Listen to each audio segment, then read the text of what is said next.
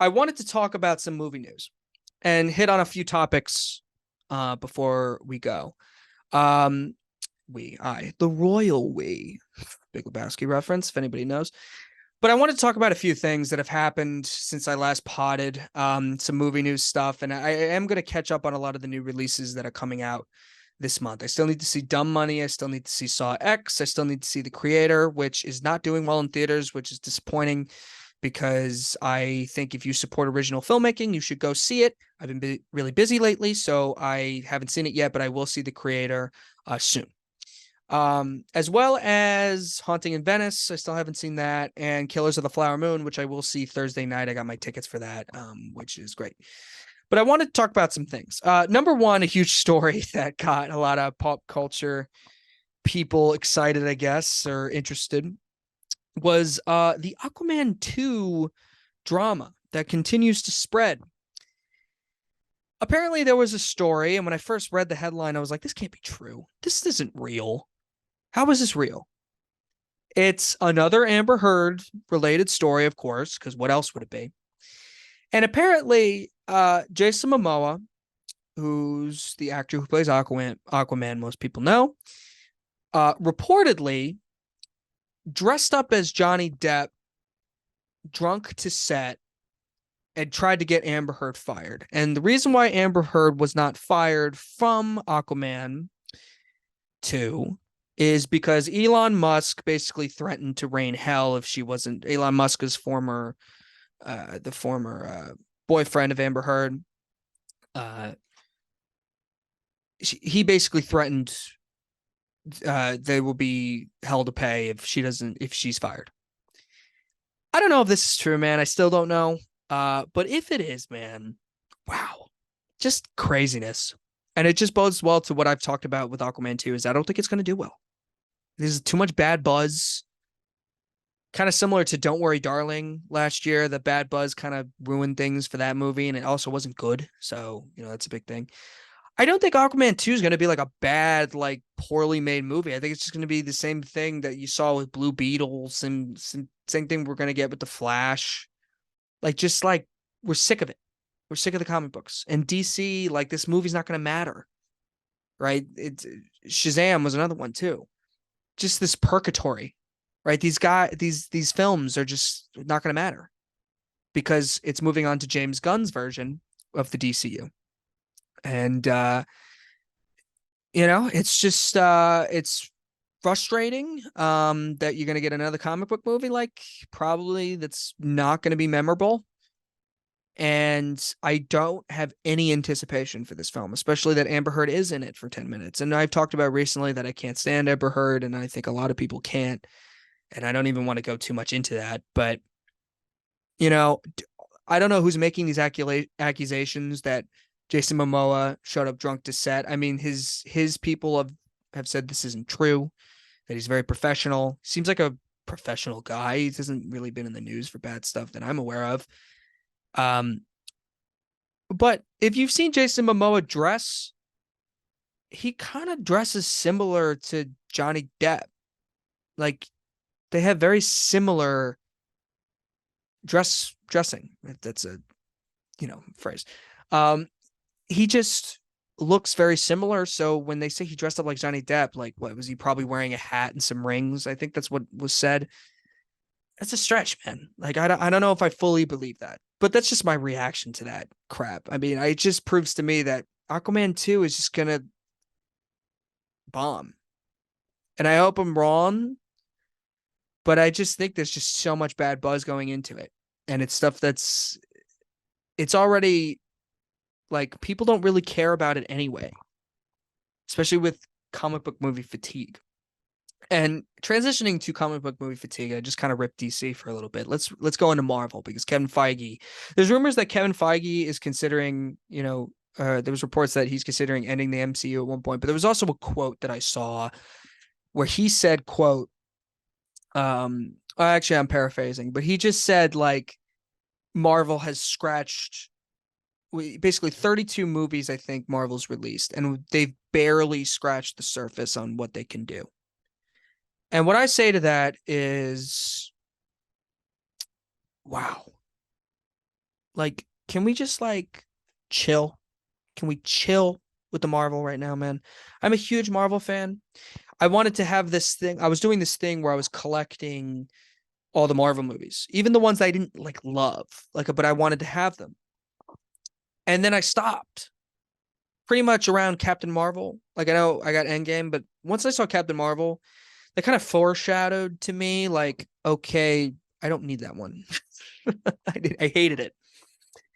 And, you know, Eternals, like all this television that they decided to do, and basically that they've gone into a directionless pile of crap in the last few years, and there's been so much content, and it's basically like Pete, there were Marvel movie critics and superhero movie critics before this stuff came out, even after Endgame, which was a really great movie. There was critics of it then. Now, even the people who like Marvel, like me, or have really enjoyed it, or are super fans, they're going to Ant-Man and the Wasp, Quantumania, Thor: Love and Thunder, uh, all this stuff, and it's just they're like, it doesn't feel the same. Now, it's been a while since I've rewatched the Infinity Saga, and I will do that at one point. It's just a lot of movies.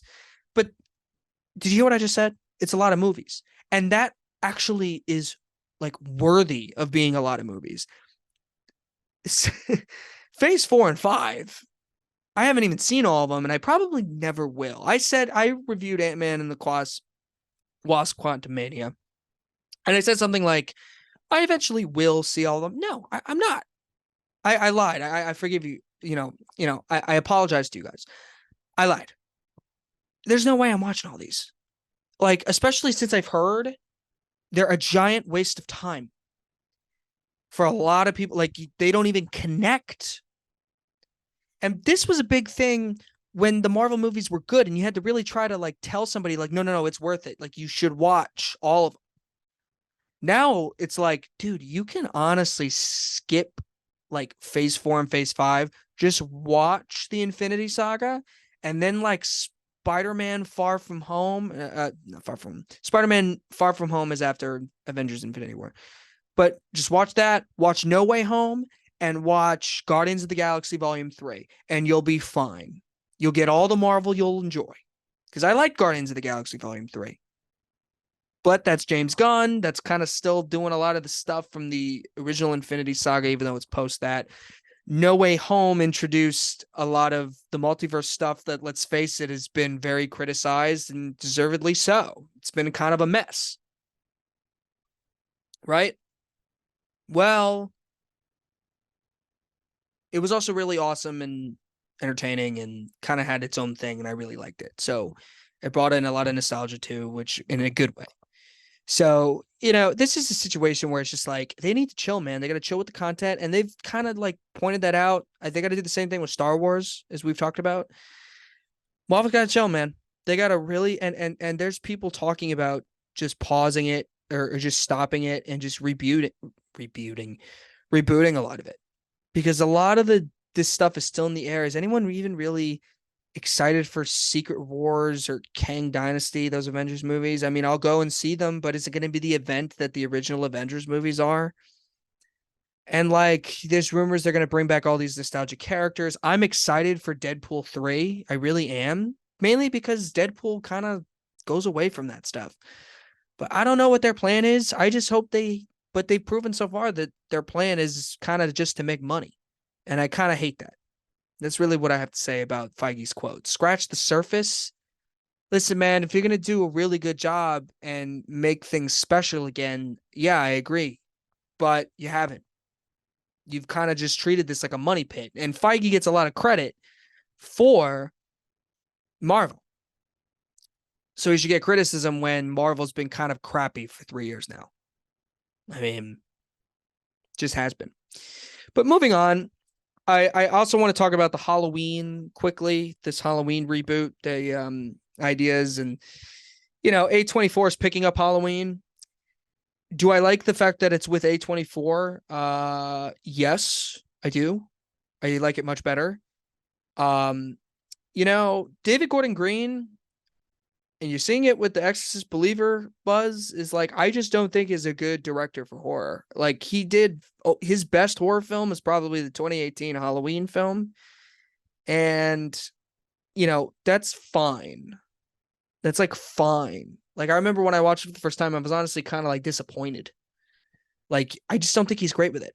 And Halloween Kills had moments of gnarly kills, basically, but that was about it. Kind of stupid, annoying plot.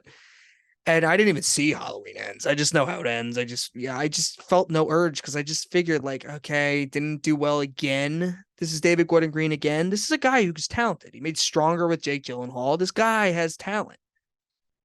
He has a really weird filmography. He's not great with horror, though.